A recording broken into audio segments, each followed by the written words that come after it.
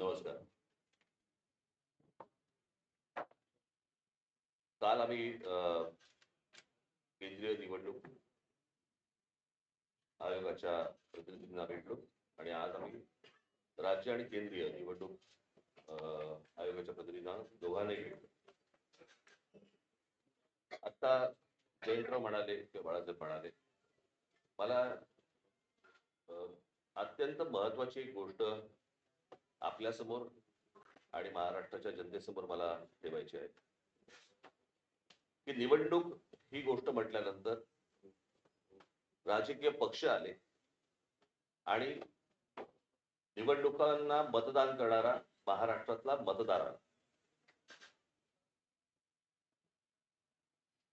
निवडणूक आयोग ही फक्त निवडणुका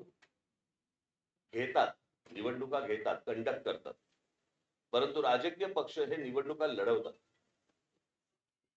आणि राजकीय पक्षांना जर समजा निवडणूक आयोग ज्या याद्या, मतदार याद्या आहेत, ह्या जर समजा दाखवतच नसेल, तर मला असं वाटतं की पहिला घोळ इकडे आहे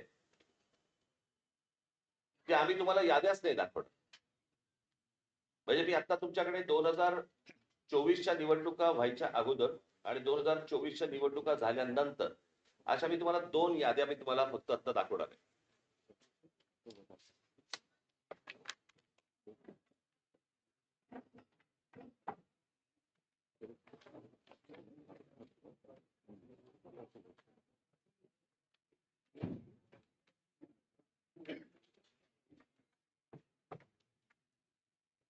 निवडणूक 2024च्या निवडणुका ज्या वेळेला झाल्या, त्यावेळेला ज्या निवडणुकांची जी मतदारांची यादी होती, ती मी यादीचा काही छोटासा तपशील मी फक्त आपल्यासमोर मी वाचून दाखवणार आहे.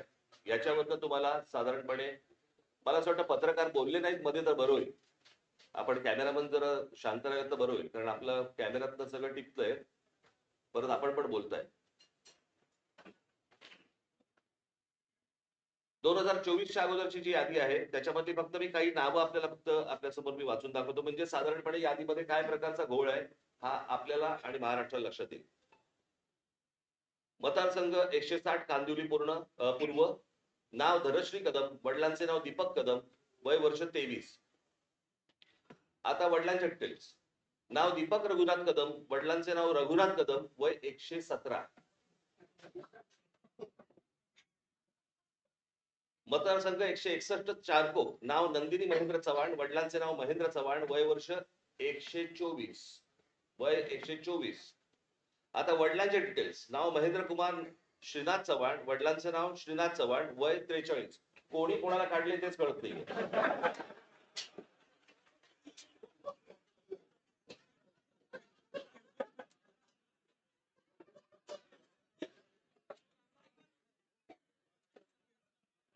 विषय गंभीर आहे.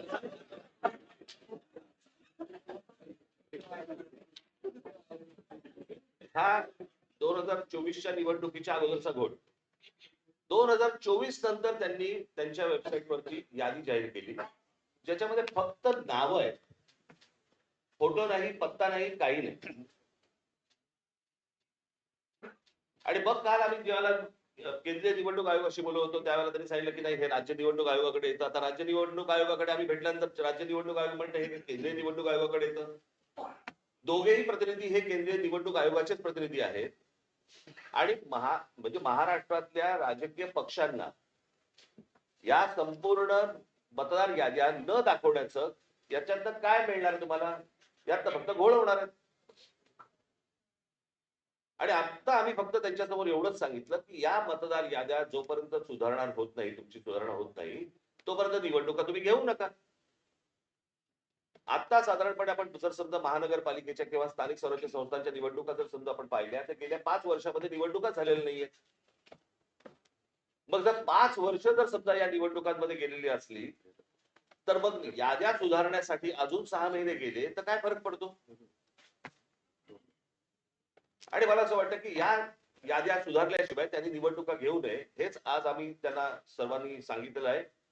म्हणजे त्यांनी आता काहीतरी काल आमची भेट झाल्यानंतर त्यांनी एक नोटिफिकेशन काढलं आणि त्याच्यामध्ये आम्हाला राजकीय पक्षांना 8 दिवस दिले म्हणजे हे 6-6, 8-8 महिने काम करणार आणि राजकीय पक्षाने 8 दिवसामध्ये ह्यांना सगळ्या छाननी करून द्यायची, कसं शक्य आहे?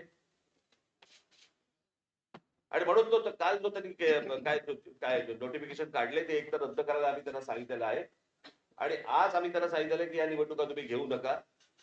उद्या ते काय याच्यावरती निर्णय करतायत हे आम्ही 1-2 दिवसात पाहू आणि त्याच्यानंतर मला असं वाटतं सर्व राजकीय पक्ष मिळून आम्ही एका निर्णयापर्यंत येऊ. तो निर्णय तुम्हाला अजून 2-3 दिवसांनी सांगू.